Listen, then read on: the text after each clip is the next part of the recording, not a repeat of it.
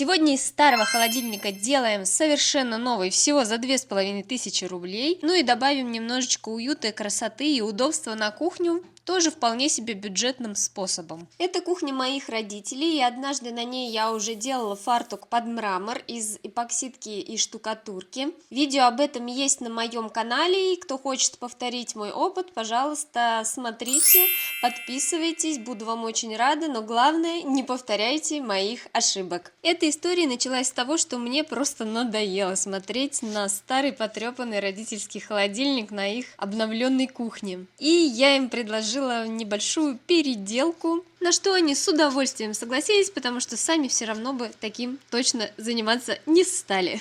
Первым делом я тщательно поизучала все этапы подобной работы и заказала целый набор для переделки холодильников. Сейчас вам его покажу. Это обезжириватель, грунтовка, 2 вида аэрозольной краски и лак как финишное покрытие, чтобы результаты всех этих стараний радовали долгие годы. Список всего необходимого для перекраски холодильника вместе с артикулами оставлю вам в описании к этому видео. Как вы уже поняли, сначала освобождаем холодильник от всего лишнего, а также пространство вокруг него. После чего тщательно протираем, отмываем. В том числе мне пришлось отмывать от двустороннего скотча, на который были приклеены крючки для полотенец. Я использовала также аэрозольное средство под названием антискотч. С ним сразу идет маленькая пластиковая лопаточка, но она, к сожалению, для такого толстого скотча оказалась мягковата. И в итоге проще оказалось удалить обычным шпателем после обработки антискотчем по инструкции. А инструкция там максимально простая. Побрызгали, подождали 15 минут, и будет вам счастье. Им также можно удалять следы от обычного скотча, малярной ленты, каких-то наклеек и тому подобное. Пластиковые детали на этом холодильнике изрядно потрескались в некоторых местах, поэтому я их хорошенько зашкурила и также шкуранула все коцки на самом холодильнике. Дальше взяла у папы в гараже автомобильную шпаклевку и быстренько замазала ей все эти места. Она схватывается моментально, поэтому буквально через несколько минут уже можно брать шкурку и все это хорошенько зашлифовать. Очень удобно, кстати, когда есть папа, у которого есть гараж, в котором есть автомобильная шпаклевка именно тогда, когда она нужна. Дальше я прошлась тысячной наждачкой по всему холодильнику, чтобы увеличить сцепление с последующими материалами, которые буду на него наносить. И первым делом после шкурения, конечно же, нужно холодильник помыть и обезжирить. И так как в холодильнике очень много недоступных мест, я решила обезжиривать его тоже аэрозольным обезжиривателем, чтобы попасть во все труднодоступные места, и краска впоследствии туда прилепилась как можно сильнее.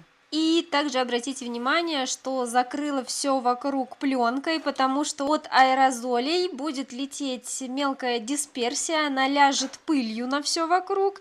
Несмотря на то, что эту пыль можно будет легко стереть, как обычную пыль, но все равно это мало приятно, это отнимет ваше время, поэтому лучше накрыть пленкой и потом просто ее убрать по окончании всех работ. И также здесь в кадре я подаю очень плохой пример, покрывая грунтовкой без маски, без респиратора. Пожалуйста, так не делайте.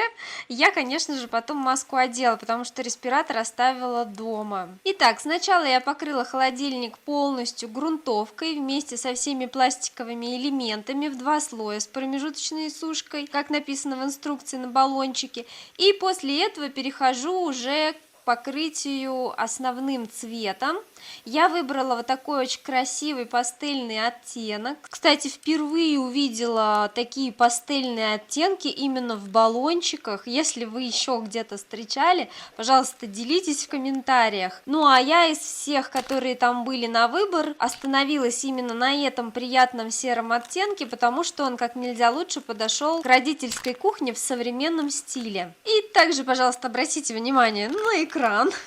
То, что я сейчас делаю в кадре и как я наношу краску из баллончика, это совсем не показатель и не образец. Не нужно вот так хаотично водить по пространству холодильника, нужно все-таки закрашивать его сразу, плотно, поступательными движениями. Я думала, что это пятнистость пройдет со слоями, но это не случилось. И если вечером холодильник выглядел очень круто, то утром на просвет можно было заметить на нем следующую картину. С одной стороны, можно подумать, что дневной свет сдал с потрохами Катину жопорукость, но с другой стороны, у Кати получилось покрытие что-то вроде мокрого шелка или микроцемента, и мы решили, что так холодильник будет выглядеть даже намного эксклюзивнее. Ну а вы уже сами для себя решайте, как вам больше нравится. Что ж, дальше ждем высыхания краски и переходим к покрытию пластиковых деталей. Для этого нужно хорошенько скрыть все остальное, кроме этих пластиковых деталей, с помощью скотча и полиэтилена, после чего можно спокойно наносить другое аэрозольное покрытие. И я взяла вот такой оттенок металлик, это матовый хром, ну а вы опять же выбираете по своему усмотрению. И здесь мне хватило всего одного слоя для того, чтобы тщательно закрасить все эти детали, после чего дожидаюсь высыхания и аккуратно снимаю скотч. Ой, какая красота вырисовывается!